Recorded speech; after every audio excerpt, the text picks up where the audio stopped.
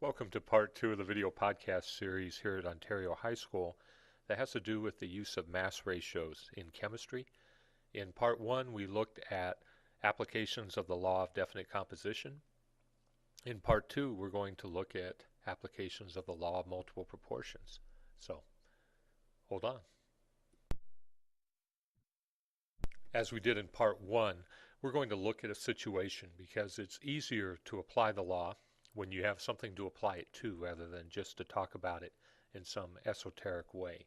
So here's the situation. We have three samples of a gas containing only nitrogen and oxygen. They're analyzed. Determine if the samples are the same gas. If they are not, state which samples are different and why.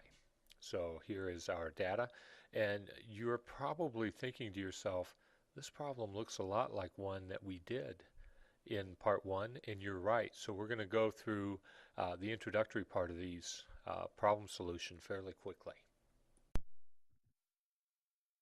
So as we did when applying the law of definite composition, we found the mass ratio of each. For sample 1, we found the mass ratio to be 1 to 1.143, meaning we have 1 gram of nitrogen for every 1.143 grams of oxygen in sample 1. For sample 2, as we did in the earlier podcast, we found that the mass ratio of nitrogen to oxygen was 1 to 2.286, meaning 1 gram of nitrogen for every 2.286 grams of oxygen.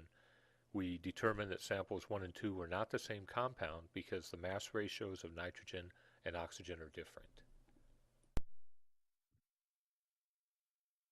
And finally, for sample 3, here we found that the mass ratio of nitrogen to oxygen in sample 3 was 1 gram of nitrogen for every 2.286 grams of oxygen. In doing so, we determined that samples 2 and 3 are the same compound. Sample 1 is a different compound. And we want to look at extending this problem beyond the law of definite composition. So our extension comes next. So here is our extension problem. We have the data from the samples involving the masses of nitrogen and oxygen in each of the samples. We've concluded that the sample 1 mass ratio is 1 gram of nitrogen to 1.143 grams of oxygen. For samples 2 and 3, the mass of nitrogen is 1 gram for every 2.286 grams of oxygen. Now, if the chemical formula for sample 1 is NO, meaning there's 1 nitrogen for every oxygen, what is the chemical formula for samples 2 and 3? By the way, NO is called properly nitrogen monoxide. As we look at solving this problem, we know that the mass ratio of the nitrogen between the two samples is 1, so there's 1 nitrogen in each of the compounds.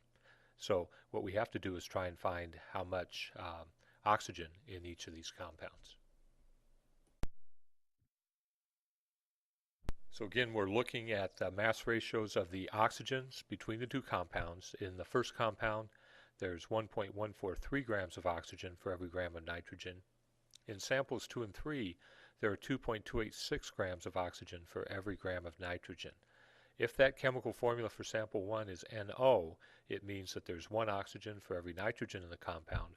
We want to find the formula for samples 2 and 3. What we're going to do is take the mass ratio of the oxygens between the two compounds. So we take our 2.286 grams of oxygen, divide it by the 1.143 grams of oxygen in the known, and we get a ratio of 2. So the sample 2 and 3, the chemical formula for those is NO2. There are 2 oxygens for every nitrogen.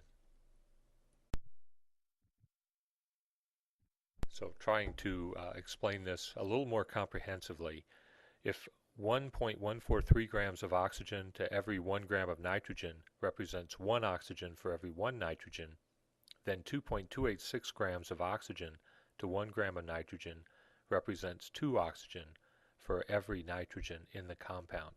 This ratio is represented by subscripts in the chemical formula, so if sample 1 has a formula of NO, sample 2 would have a formula of NO2. Every scientific observation deserves an explanation. And the explanation for this is described in what's called the law of multiple proportions.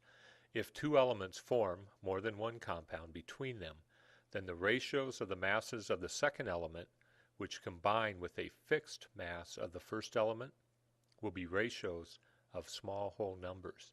Now, when it says fixed mass, what that means is the mass of the first element is the same between the compounds. In this case, we use nitrogen as our fixed element. We compared the masses of oxygen in both compounds to 1 gram of nitrogen in each compound. So the mass of nitrogen was fixed at 1 gram. The ratios of the masses of the second element, which was oxygen, were then compared 2.286 to 1.143, and that enabled us to see a whole number ratio of 2 to 1 between the compounds. So there are 2 oxygens in NO2, 1 oxygen in NO, based on those mass relationships. And that is the law of multiple proportions. Well, let's try a problem. It's your turn. We have samples of substances containing only copper, which is symbolized by Cu, and chlorine, Cl, are brought into a laboratory and the elements are separated. And here are the masses. We have in sample 1 7.35 grams of copper for every 4.10 grams of chlorine.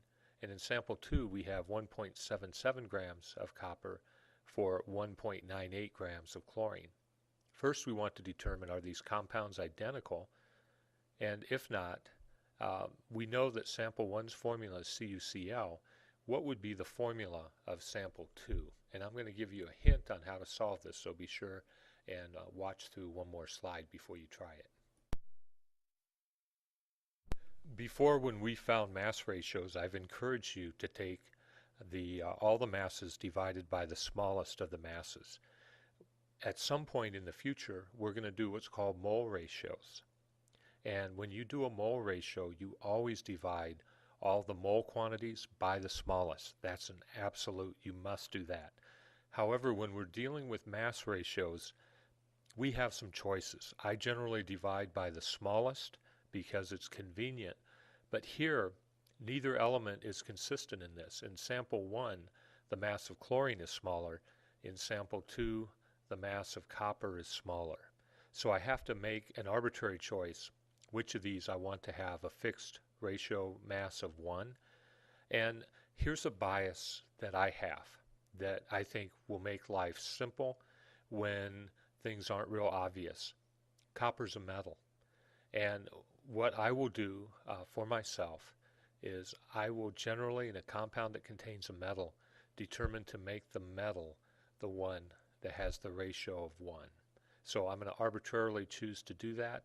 That's the hint I'm going to give you. Now, you'll want to pause the podcast and try to solve this problem.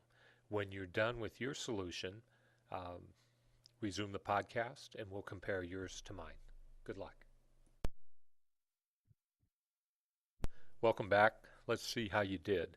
I'm going to do the 2 mass ratios for these. For sample 1, the 7.35 grams of copper divided by 7.35 grams of copper gives us 1.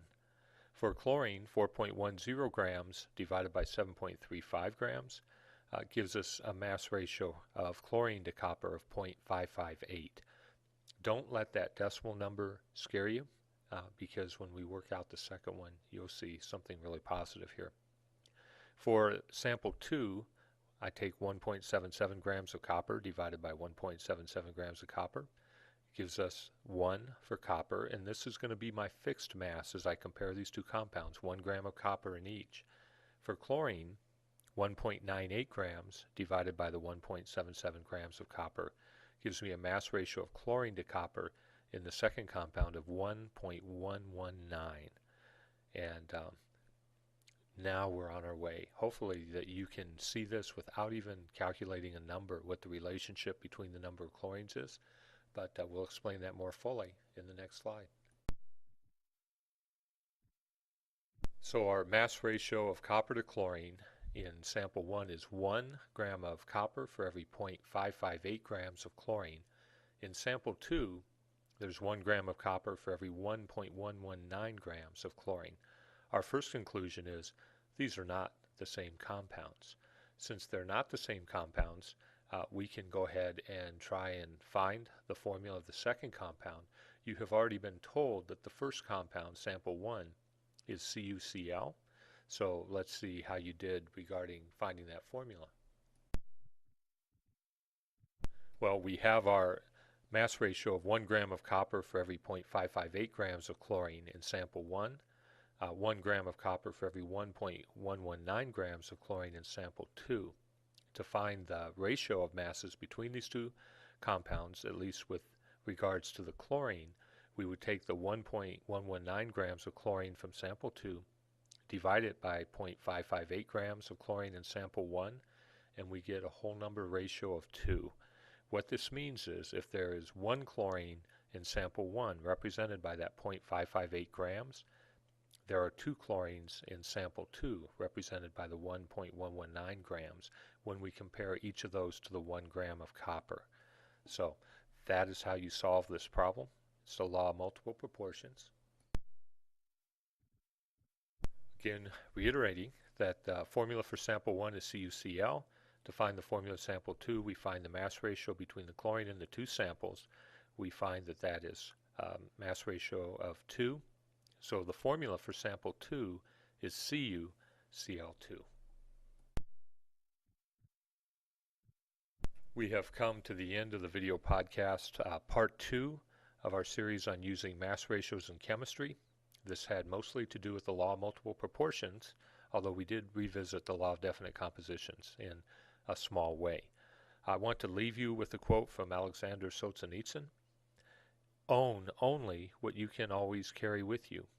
No languages, no countries, no people. Let your memory be your travel bag. I wish you well.